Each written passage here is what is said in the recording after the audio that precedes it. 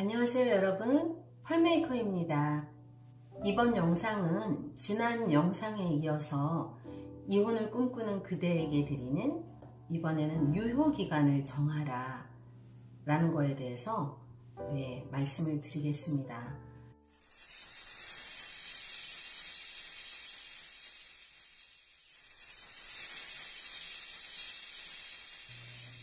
이제 상황이 큰 상황이 벌어지게 되면 사실 이제 그 상황이 너무 힘들기 때문에 뭐 여러 상황이 있을 수 있겠지만 사실 부부 사이에서 가장 어려운 상황은 제가 볼 때 그 상대방의 그 부정을 알게 된 때가 아닌가 싶어요.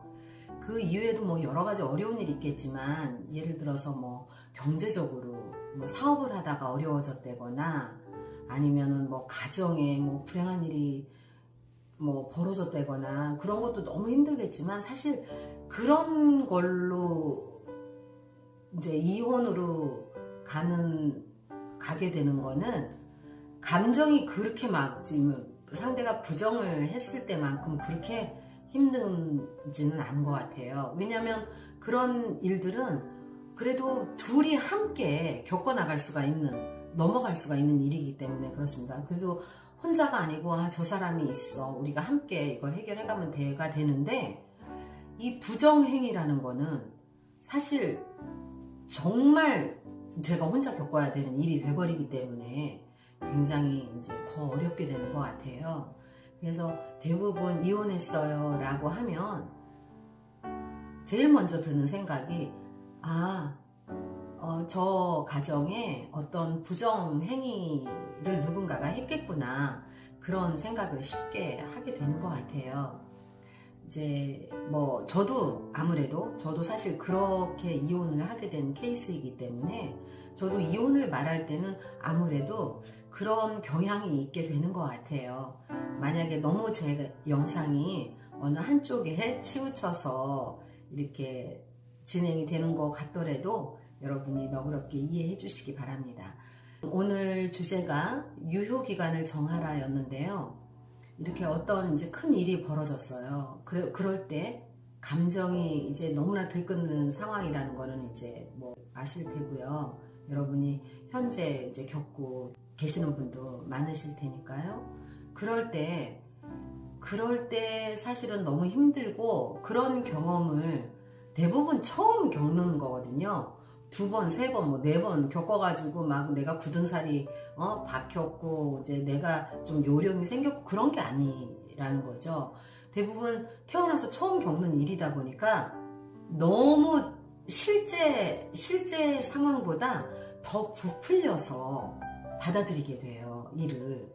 그러니까 나중에 시간이 지나서 보면 아니 뭐 그게 내가 그럴 정도로 공포를 느끼고 두려움을 느끼고 수치감을 느끼고 모욕감을 느끼고 할 일이었나 하는 생각이 들 정도거든요. 그러니까 여러분들이 지금 느끼고 계시는 감정이 아무리 크더라도 제가 전편에서 이제 가짜 감정에 대해서도 말씀을 드렸는데 그 감정이 굉장히 부풀려졌다는 것도 기억을 꼭 하셔야 될 거예요. 이제 어쨌든 뭐 부풀려지는 감정이든 아니면 지금 내가 맞닥뜨린 상황에 맞춰서 뭐 타당한 감정이든 어떤 감정에 이제 몰두돼 있는 상태면 극단적인 결정을 빨리 내리고 싶어 해요. 그것도 뭐 이제 기질별로 조금 차이가 있기는 하지만 기질별로 이제 어떤 기질은 회피하려고 하고 또 뭐 이제 저 같은 기질은 그거를 막 어떻게 빨리 돌파하고 빨리 종결을 짓고 싶어 하고 결론을 내고 싶어 하고 또 이런 기질이 있기도 하고요. 이제 그럴 때 사실은 제가 처음에도 말씀을 드렸지만 그렇게 내 감정이 날뛰고 있을 때는 아무것도 결정을 해서는 안 되는 때라는 거죠. 그러면 그 결정을 내리지 않고 어떻게 버티겠는가에 대해서 제가 해본 결과 그때 당시는 저는 몰랐어요. 이런 거를 아무도 얘기해 주는 사람도 없었고 이런 팁을 어디서 들을 줄도 몰랐고 어느 정도로 제가 거기에 침몰을 당해 있었냐면 저는 아무것도 할 수가 없었어요. 사실 저는 제 아들이 홈스쿨러였는데 아이 공부시키고 그 아이하고 24시간을 있는 처지였었잖아요. 그러면은 제 자신이 아무것도 못하게 되더라도 저는 또 모성애가 굉장히 강한 그런 캐릭터라서 아이를 위해서 무언가를 해야 되는데 그런 것도 할 수 없을 정도로, 아이를 뭐를 먹이는 것도 할 수 없을 정도로 완벽하게 침몰을 당해 있었어요. 그때는 그냥 모든 게 끝났으면. 그래서 실제로 저는 이혼을 했을 때요, 짧은 기간이었어요. 그게 계속 지속됐으면 좋았는데 아주 짧은 기간 동안 엄청난 해방감을 맛봤어요. 해방감을 막 뛰어넘어서 어떤 그 광명, 막 희망 이런 걸 봤어요. 그렇게 느껴졌어요. 근데 나중에 지나고 보니까 그것도 그때 가짜 감정이었다는 거죠. 제 자신을 막 그 감정들이 속이는 적은 이루 말할 수 없이 많았었어요. 근데 어쨌든 그 감정이 들끓는 상황을 견디고 시간을 벌어야 된다라는 거는 제가 지금 여러 번 거듭 말씀을 드렸기 때문에 여러분도 이제 어느 정도는 아마 이제 아실 거예요. 근데 이 기간을 과연 도대체 어떻게 견딜 수 있겠는가 하는 게 제가 이제 잠깐 말씀드렸던 기한을 정해라. 유효기간. 내가 이렇게 아파. 그 다음에 또 이 결혼을 아프면서도 지금 이 결혼을 위해서 유지를 할 것인지 끝낼 것인지, 뭐 유지를 하든 끝내든 당장 해가지고는 정말 항상 후회를 할 수밖에 없거든요. 그러니까 당장은 안 되고 이거를 시간을 끌어야 되는데 이 기간을 정하는 거예요. 본인이 심사숙고하셔서. 처음에 이러실 수 있어요. 뭐 처음에 막 6개월, 1년을 하라고 그러면 못 견딜 것 같은 마음이 드실 거예요. 그럴 때는 어떻게 하냐면, 나는 그렇게는 도저히 못 견뎌. 대신에 내가 한 달 정도는 내가 해볼 수 있을 것 같아. 요 한 달은 내가 참고 이 시간 동안 내 감정을 다스리고 내가 한번 해보겠어 해서 한 달을 정했다고 치면 한 달 동안 X표 해가면서 하루 해가면서 본인이 꼭 해주실 게 보상을 자기 자신한테 해주셔야 돼요. 그때는 뭐 경제적인 거 뭐 이런 거 문제가 되더라도 그 상황에서 최대한 호사스럽게 그 상황이 허락하는 가장 호사스러운 걸로 본인한테 좀 보상을 해주세요. 여러 가지가 있을 수 있을 거예요. 뭐 일주일짜리 보상도 해주시고요. 이렇게 너무 길면 힘들거든요. 뭐 예를 들어서 막 너무 극심히 괴로우면 뭐 하루 내가 좋아하는 뭔가 나를 위해서 해주겠다. 아니면 내가 일주일은 견딜 수 있다. 그러면 그 하루씩 하면 아무래도 일주일치를 하루씩 나눠야 되니까 보상이 작겠죠. 이거를 일주일을 내가 모아서 일주일 후에는 보상을, 예를 들어서 그때는 막 외모 가꾸고 이런 것도 못하게 되거든요. 진짜 처참하게 피폐해져요. 그럴 때 정신줄을 꽉 잡으시고 바짝 정신을 챙겨서 내가 일주일 후에는 예를 들어서 뭐 헤어샵 가서 뭐 머리를 하겠어. 아니면 내가 옷을 하나 사서 나에게 예쁜 옷을 입혀주겠어. 아니면 그때는 이제 식사도 잘 못하고 그러니까 내가 좋아하는 음식 혼자 가서, 아니면 혼자는 못 가겠어. 그럼 뭐 내가 너무 좋아하는 뭐 친구, 아니면 뭐 친정 엄마 뭐 누구라도 가서 그 시간은 잊어버리고 아주 배부르게 한번 먹어보겠어. 안 될 것 같지만 한번 본인을 그런 식으로 훈련을 시키세요. 그래서 나를 객관화해서 내 친구가 그렇게 하고 있어. 내가 내 친구한테 맛있는 거 먹여주고 싶어 하는 마음으로라도, 그러니까 그 보상은 여러 가지가 있을 수 있을 거예요. 뭐 찜질방을 간다거나, 아니면은 내가 어디 마사지 샵을 가서 내가 마사지를 좀 받는다거나, 이런 식으로 보상을 이렇게 본인한테 주면서 시간을 X표 해가면서 그 시간들을 넘기신다는 거죠. 좀 정신을 분산시키라는 말씀을 드리는 거예요. 쉽지 않지만 가만히 내버려두면 어떻게 되느냐면요, 그냥 그 감정에 완전히 몰입이 돼요.